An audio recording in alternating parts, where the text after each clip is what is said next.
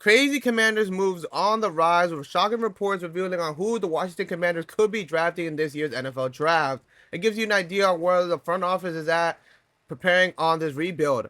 I'm Azael Mejia with Commanders Digest reporting on anything Washington Commanders offseason, draft night, and well into the regular season. So make sure you run it up, subscribe right now to keep up to date with everything Washington Commanders. And I heard if you don't subscribe to Commander Digest, that's 7 years of bad luck for the Washington Commanders. You really want that to happen? They already went through 30. You think they want to go through another 7? I don't think so. But speaking of the NFL draft, we're gonna talk about someone whose stock has risen in the NFL draft, who had a great performance in the NFL Combine. This that just happened. We're gonna talk about none other than Nick McLaurin, safety from the University of South Carolina, who's getting praised all across the board for his performance in the NFL Combine. And what I mean by performance is that he had a 4.36 40-yard dash, a 43-inch vertical, and he covered well over 11 feet in the broad jump.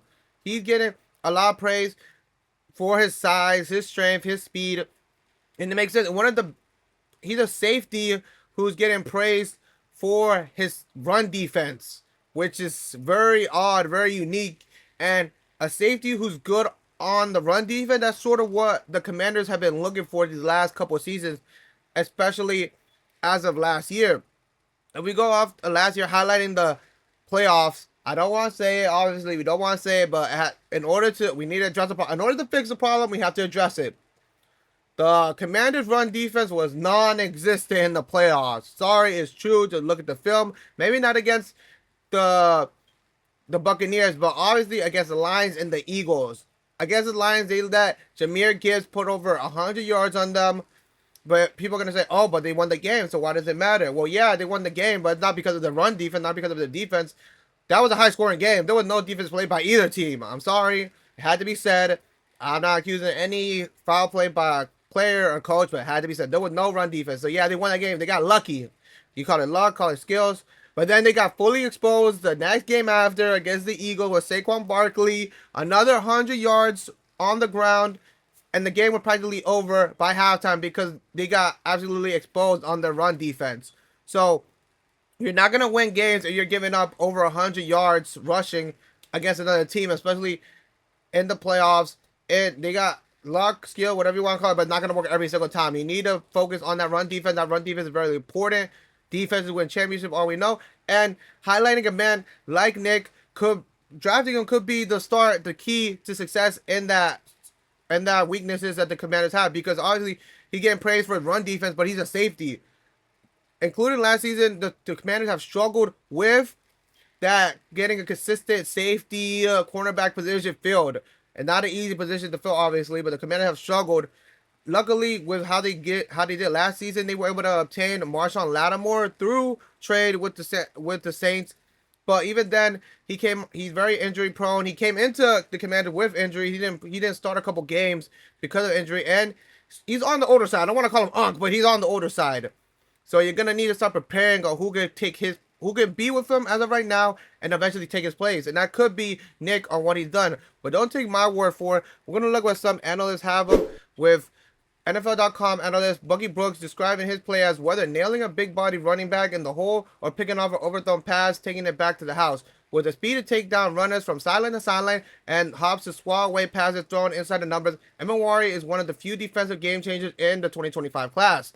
We talked about it before on the channel that the Commanders look to have gone pretty offensive heavy when it came to obtaining players. We looked at it with Deebo Samuels, Michael Gallup, Tunsil on offensive line. So I do believe that this draft they're going to focus more on defensive heavy with the Commanders defensive side players being a little bit on the older side. I don't want to say they're young, but they're on the older side. You got to start rebuilding that defense, and with the money you have and with these being rookies, you're not wasting a lot of money. So you can waste money on the offense because Jayden Daniels is on a rookie contract, but then get these defensive players on a rookie contract and they will be better. We're going to look at more what Pro Football Focus Max Chadwick had to say about him, saying he's one of the most athletic safety prospects we've ever seen. That's a big statement. That is a big statement.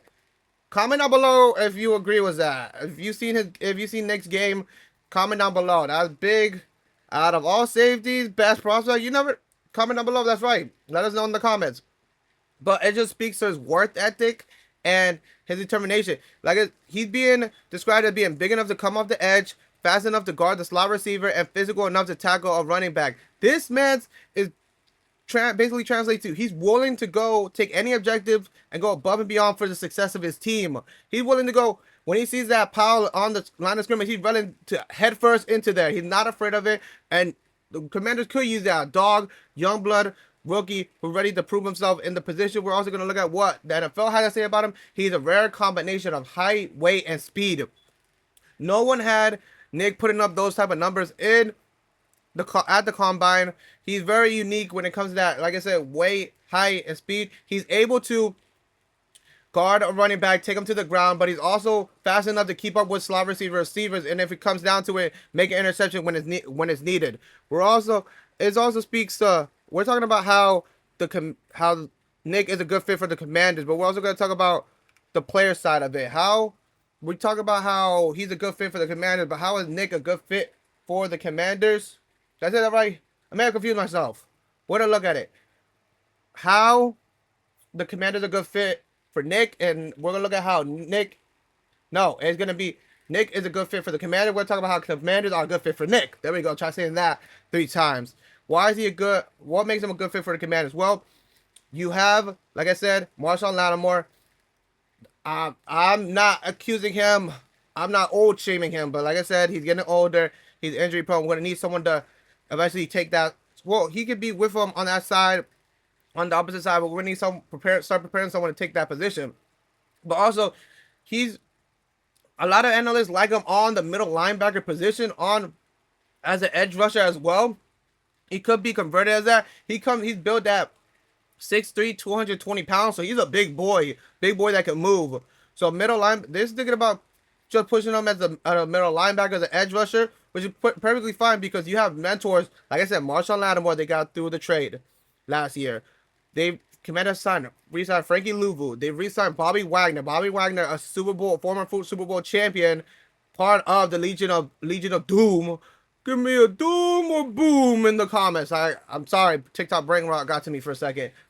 And Frankie Louvu, very experienced in this league. So you have multiple mentors that are willing to take him under his belt. They know they signed those type of Frankie Louvu and Bobby Wagner signed team-friendly deals, so they know their role. They have a good understanding with the team. They know that they're not spring chickens. Their better years are behind them, but they know once the time is over, they can come in. Someone can take their spot, and they can come in. That could definitely be Nick. He could definitely learn from these type of mentors, these big-time mentors. You telling me Frankie Louvu, Bobby Wagner, and Marshawn Lattimore as your teachers? That's a good combination of mentors as veterans. That'll make him a perfect fit for this franchise going into the future. So I really do believe that he's a good fit for the Commanders. NFL has him being projected as a good starter within the next 2 years, which makes sense with, like I said, Marshawn Lattimore, Bobby Wagner, Frankie Louvu getting older. In 2 to 3 years, we don't know if they're going to still be playing. So to have Nick learn under them for his second year in the NFL and then finally make that proper start in whichever position, whether it be middle linebacker or safety, is up to the Commanders to decide. And we remember, Dan Quinn is a defensive-minded coach, so he's gonna know what to do with these type of players. So Nick's stock in the draft has definitely risen up.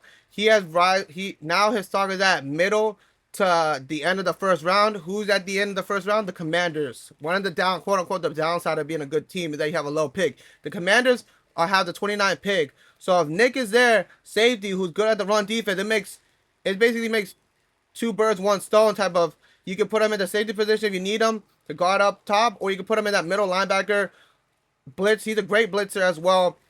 In the middle linebacker position, he's not afraid to hit the line of scrimmage, go full on in, go one-on-one with a running back. So it makes him a good fit for the Commanders. What do you guys think?